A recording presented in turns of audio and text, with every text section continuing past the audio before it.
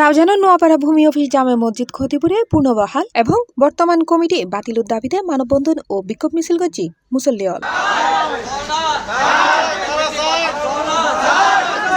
শুক্রবার জুমার নামাজ শেষে মসজিদের সামনে এবং নোয়াপাড়া ফতেরহাট বাজার এলাকাতে স্থানীয় ব্যবসায়ী ও সর্বস্তরের জনসাধারণের উদ্যোগে এই কর্মসূচিও পালন করা হয়। বহুত জায়গার নামাজ পড়ছি কিন্তু কোনো মিকি ধরনের আলেম না পাই এটা নামাজ পড়ে মন নাম তৃপ্তি পাই যায় আর রাগমুনিয়াত কোনো এটা চলি ওনার বক্তব্য আমার খুব ভালো লাগে সেই জন্য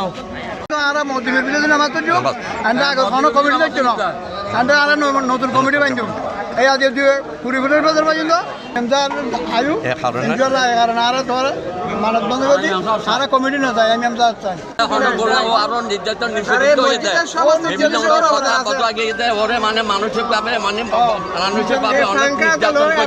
মসজিদও স্বাভাবিক কার্যক্রম সচল রাখুন এবং দীর্ঘদিনের স্থবিরতা দূর করতে উগ্র কার্যকর এবং শক্তিশালী নতুন কমিটি গঠন সময়ের দাবি। একই ফলে তারা মসজিদুর খতিব মাওলানা জিল্লুর রশিদ ফারুকিরে পুনর্বহালের দাবি জানায় মানববন্ধনত অংশগ্রহণকারী হল।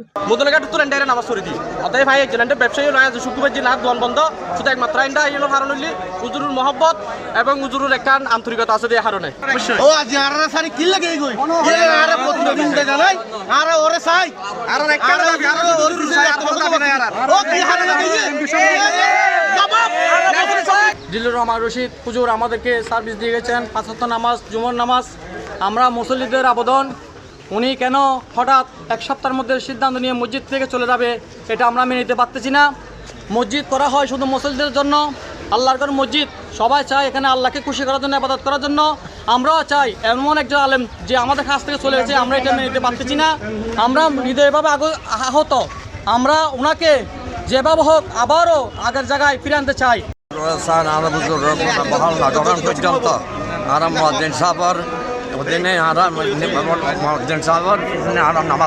মানববন্ধনে নোয়াপাড়া এলাকার ব্যবসায়ী, ধর্মপ্রাণ মুসল্লি ও সাধারণ মানুষ অংশগ্রহণ করে। দাবি আদায় নুয়ন পর্যন্ত শান্তিপূর্ণ কর্মসূচি অব্যাহত রাখিবে ঘোষণা দেয় তারা।